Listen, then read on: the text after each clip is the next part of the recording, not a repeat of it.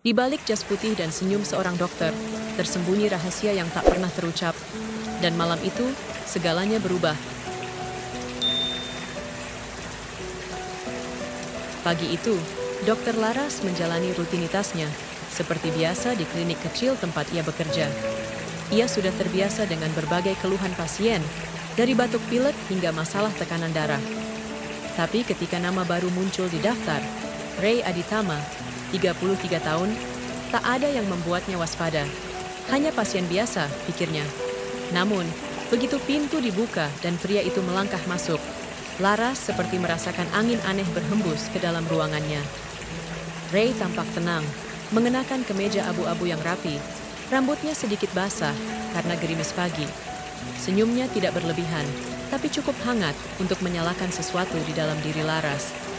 Saya cuma mau cek kondisi lambung, akhir-akhir ini sering perih, katanya dengan nada ringan. Tapi Laras, untuk pertama kalinya dalam waktu lama, merasa canggung di ruang praktiknya sendiri. Saat ia memulai pemeriksaan, detak jantung Ray terdengar jelas di stetoskop. Tapi bukan detak itu yang membuat Laras gelisah, melainkan detak jantungnya sendiri yang mulai tidak teratur. Ketika ia menyentuh pergelangan tangan Ray untuk memeriksa denyut nadinya, jemarinya terasa panas. Dan dalam sepersekian detik, mata mereka bertemu. Ada sesuatu di sana. Bukan kebetulan, bukan hanya kontak mata biasa. Setelah sesi selesai, Laras menunduk untuk menulis catatan medis. Tapi Ray berdiri sejenak di depan pintu, lalu menoleh dan berkata, "Terima kasih ya, Dokter Laras. Suaramu menenangkan." Kalimat itu sederhana, tapi membekas lebih dalam daripada yang seharusnya. Setelah ia pergi, Laras masih duduk terpaku. Jantungnya belum sepenuhnya tenang. Hari itu, ruang praktik yang biasanya steril terasa lebih sempit, lebih hangat, lebih hidup. Beberapa hari kemudian, Ray kembali. Keluhannya masih sama katanya. Tapi kali ini, Laras merasa kehadirannya mengisi ruang lebih awal dari langkah kakinya. Ada antisipasi yang ia sendiri enggan akui. Wajahnya santai, senyumnya tetap sama.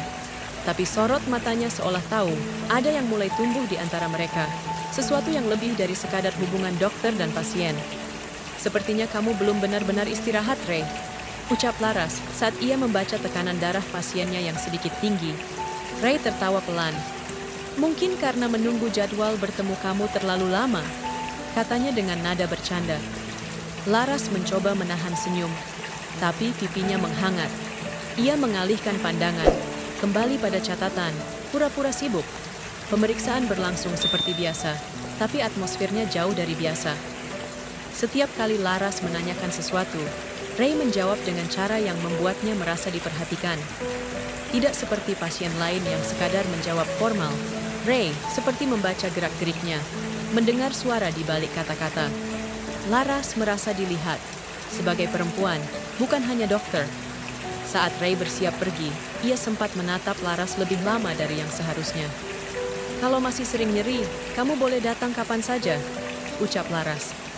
Ray membalas, "Aku akan datang, bahkan kalaupun sakitnya sudah sembuh." Senyumnya menyesakkan dada. Laras membalasnya dengan anggukan ringan, meski dalam hatinya, ia tahu ini bukan lagi tentang lambung atau stres. Ini tentang dua orang yang perlahan, tanpa rencana, sedang melangkah ke arah yang salah, tapi terasa terlalu benar.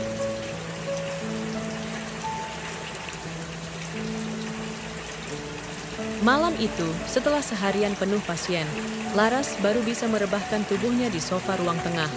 Rumah terasa sunyi, suaminya masih sibuk dengan laptop, seperti biasa, dan anak-anak sudah terlelap. Ia membuka ponselnya sekadar ingin mengecek jadwal besok, tapi ada satu pesan baru yang membuatnya diam sejenak. Dari nomor yang belum disimpan, tapi ia langsung tahu siapa pengirimnya. "Ray, terima kasih sudah sabar mendengar keluhan saya hari ini. Ada sesuatu dalam caramu berbicara yang bikin hati lebih tenang dari obat apapun." Laras menatap layar ponsel itu lama.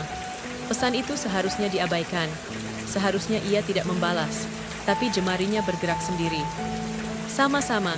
Jangan lupa makan teratur dan hindari kopi dulu, ya?" Ia menekan tombol kirim. Sesuatu dalam dirinya bergetar pelan, antara takut dan rindu yang tak masuk akal. Setelah pesan itu, balasan datang silih berganti. Awalnya ringan, tentang kesehatan. Lalu mengalir ke topik musik, buku, bahkan film yang mereka suka. Jam menunjukkan hampir tengah malam saat percakapan itu akhirnya berhenti. Laras menutup layar ponsel, tapi pikirannya tetap terbuka. Ia tahu ini salah. Tapi ia juga sadar, ada ruang kosong dalam dirinya yang tak pernah benar-benar terisi. Ray hadir seperti aliran air hangat yang menyusup perlahan, menyentuh bagian-bagian dalam dirinya yang nyaris beku. Hubungan mereka belum melangkah jauh, tapi yang paling berbahaya dari semuanya adalah Laras menyukainya. Dan untuk pertama kalinya dalam bertahun-tahun, ia merasa dilihat, dihargai, diinginkan.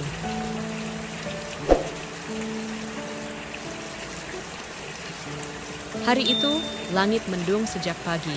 Ketika Laras menutup jadwal pasien sore, hujan mulai turun deras, menyelimuti kota dengan kabut tipis yang membuat segalanya tampak lebih sunyi. Klinik hampir kosong. Hanya suara rintik hujan di kaca jendela yang menemani. Ia hendak pulang ketika pintu klinik terbuka. Dan di sana, Ray berdiri dalam jaket basah. "Aku tahu ini mendadak, tapi aku tadi lewat dan hujan turun. Boleh numpang berteduh sebentar?" tanyanya. Laras ragu sejenak, lalu mengangguk. Ia tahu ia seharusnya menolak, tapi ia tidak bisa. Mereka duduk di ruang tunggu, hanya berdua. Tak ada pembicaraan selama beberapa menit. Hujan deras di luar menjadi latar dari diam yang justru terasa penuh makna. Laras menyesap teh hangat sambil mencuri pandang. Ray terlihat santai, tapi matanya sesekali melirik ke arahnya. Pandangan mereka akhirnya bertemu dan bertahan terlalu lama. "Aku suka tempat ini," ucap Ray perlahan. "Tenang, damai, dan kamu." Laras tercekat. Jantungnya berdetak lebih cepat, tapi ia tidak menjawab. Ia hanya menatap Ray, mencoba mengabaikan disir hangat yang menjalar di dadanya. Suasana dalam ruangan itu seperti tertahan, seperti sesuatu diambang meledak, tapi ditahan oleh batas tipis bernama kesadaran. Ray tidak mendekat. Ia tetap duduk di tempatnya. Tapi Laras bisa merasakan gravitasi halus yang menarik mereka mendekat. Tak kasat mata tapi nyata. Hujan di luar terus mengguyur, membasahi kota, menyapu batas-batas logika yang sebelumnya ia pertahankan. Malam itu, meski tak ada sentuhan atau ciuman, Laras tahu mereka sudah melangkah lebih jauh dari yang seharusnya. Bukan lewat fisik, tapi lewat rasa. Dan kadang, justru itu yang paling berbahaya. Hari itu, Laras menjadwalkan Ray untuk pemeriksaan lanjutan. Ia ingin meyakinkan diri bahwa yang ia rasakan hanyalah efek sesaat, bukan perasaan sesungguhnya. Tapi ketika Ray kembali, ruangan itu kembali berubah. Wangi tubuhnya, cara ia duduk santai di depan meja, bahkan suaranya yang tenang. Semuanya kembali menggoyahkan pertahanan Laras yang sudah retak. "Masih suka nyeri di bagian atas perut?" tanya Laras, mencoba fokus. Ray mengangguk pelan, lalu membuka kancing kemejanya agar pemeriksaan bisa dilakukan. Laras berdiri di belakangnya, meletakkan stetoskop di punggungnya. Kulit hangat Ray menyentuh ujung jarinya. Ia menarik napas dalam-dalam. "Fokus, Laras." Batinnya mengingatkan. "Sakit di sini?" tanyanya saat menekan bagian tertentu. Ray mengangguk. Tangan Laras menyentuh sisi lambungnya, dan tanpa sengaja, jari mereka saling bersentuhan. Bukan sesuatu yang disengaja, tapi bukan juga hal yang mudah diabaikan. Laras langsung menarik tangannya, tapi Ray tidak menjauh. Mereka diam beberapa detik, terlalu lama untuk disebut kebetulan. Laras berjalan kembali ke meja, mencatat hasil pemeriksaan, tapi detak jantungnya berdebar terlalu keras. Ia sadar Ray memandangnya. Tatapan itu seperti menarik lapisan-lapisan rapuh dari tubuh dan hati yang selama ini ia sembunyikan dari dunia. Ketika Ray berdiri dan berpamitan, ia menunduk sejenak. "Laras," katanya pelan. Ia tak lagi memanggil dokter. Laras menoleh. "Kalau aku bilang aku ingin ketemu kamu, bukan karena sakit, tapi karena aku rindu. Itu melanggar aturan ya?" Laras tidak menjawab. Ia hanya menatapnya dalam diam, tapi dalam diam itu, segalanya telah berubah. Akhir pekan itu, Laras menerima undangan dari Ray. Makan malam, di tempat tenang, tidak mencolok. Laras hampir tidak pergi. Ia berdiri lama di depan cermin, memegang ponsel, memikirkan 1000 alasan untuk tidak hadir. Tapi pada akhirnya, ia datang. Bukan karena lemah, tapi karena ia sudah terlalu lama merasa sendirian meski berada di tengah keramaian. Restoran kecil itu temaram dan hangat. Meja mereka berada di pojok, agak tersembunyi. Ray tampak rapi, lebih formal dari biasanya, tapi tetap santai.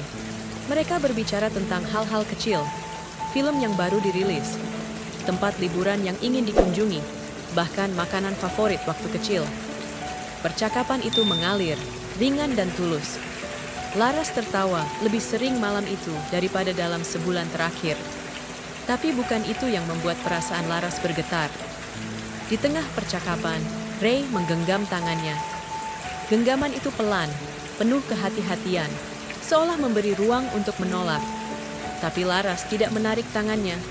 Ia membiarkannya di sana, merasakan hangatnya, merasakan kehadiran yang begitu nyata. Untuk pertama kalinya, ia merasa disentuh bukan karena kewajiban, bukan karena rutinitas, tapi karena rasa. Sudah lama aku tidak merasa seperti ini, ucap Ray pelan. Laras menatapnya, dan dalam hati, ia tahu. Ia juga merasa hal yang sama. Tapi di balik semua itu, ada bayangan yang terus mengintai. Ini bukan tempat mereka seharusnya berada. Tapi justru disinilah mereka bertemu. Di ruang gelap antara benar dan salah, di mana cinta terkadang muncul tanpa permisi. Malam itu, Laras tidak kembali ke rumah tepat waktu. Hujan kembali turun, seperti mengulang malam saat Ray datang berteduh. Tapi kali ini bukan di klinik. Mereka berada di sebuah kamar apartemen kecil, tempat Ray tinggal sendiri. Laras tahu ini melampaui semua batas, tapi ia tetap berdiri di sana, basah oleh gerimis. Gemetar bukan karena dingin, melainkan karena keputusan yang sebentar lagi akan ia ambil. Ray membuka pintu, dan sejenak mereka hanya saling pandang. Tidak ada ucapan. Laras masuk, melepaskan jas hujan, berdiri di tengah ruangan, seolah menunggu aba-aba. Tapi yang datang bukan perintah, melainkan pelukan. Pelan, dalam, dan tidak ingin dilepaskan. Laras membalasnya. Dalam pelukan itu, semua penyangkalan runtuh. Tak ada lagi seharusnya atau tidak boleh. Yang ada hanya napas yang saling mencari dan hasrat yang tak bisa lagi dibendung. Mereka berpindah ke tempat tidur. Ciuman pertama terasa seperti melepaskan semua beban bertahun-tahun. Jemari Ray menyusuri pipi Laras, lalu leher, lalu ke bagian tubuh yang selama ini hanya disentuh oleh kewajiban rumah tangga, bukan oleh cinta. Laras terengah, tubuhnya menggigil karena hangat yang membakar dari dalam. Ketika malam semakin larut, suara hujan seolah hilang digantikan desah dan bisikan. Tak ada janji, tak ada ikrar, tapi mereka tahu malam itu akan mengubah segalanya. Laras menatap langit-langit sambil berbaring di samping Ray. Di sana, dalam gelap, ia menemukan cahaya yang selama ini hilang. Tapi bersamanya, juga bayangan panjang bernama rasa bersalah.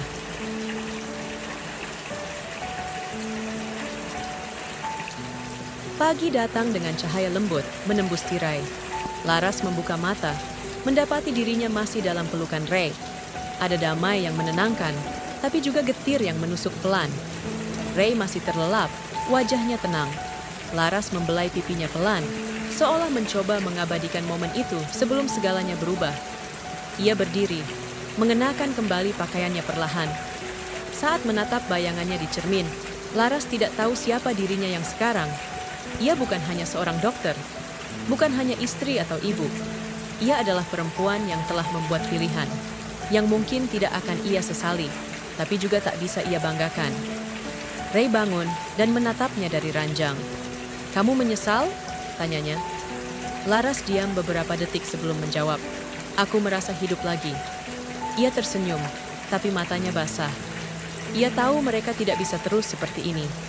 Dunia di luar kamar itu menunggu, dengan segala konsekuensi dan perannya masing-masing. Saat Laras pulang pagi itu, dunia tidak berubah. Rumahnya masih di tempat yang sama. Suaminya masih duduk di meja makan, sibuk dengan berita pagi. Tapi Laras tahu, ia takkan pernah melihat hidup dengan cara yang sama lagi. Ada bagian dari dirinya yang kini terbuka, dan tak mungkin ditutup kembali. Mungkin semuanya akan berakhir. Mungkin akan ada luka. Tapi malam itu, untuk sekali saja, ia memilih dirinya sendiri. Dan dari semua dosa yang mungkin terjadi, itulah yang paling ia percaya, bahwa ia pernah dicintai dan mencintai kembali. Cinta terlarang memang manis, sampai kenyataan datang menagih harga. Terus ikuti cerita ini, karena yang berikutnya bisa lebih dari sekadar rasa.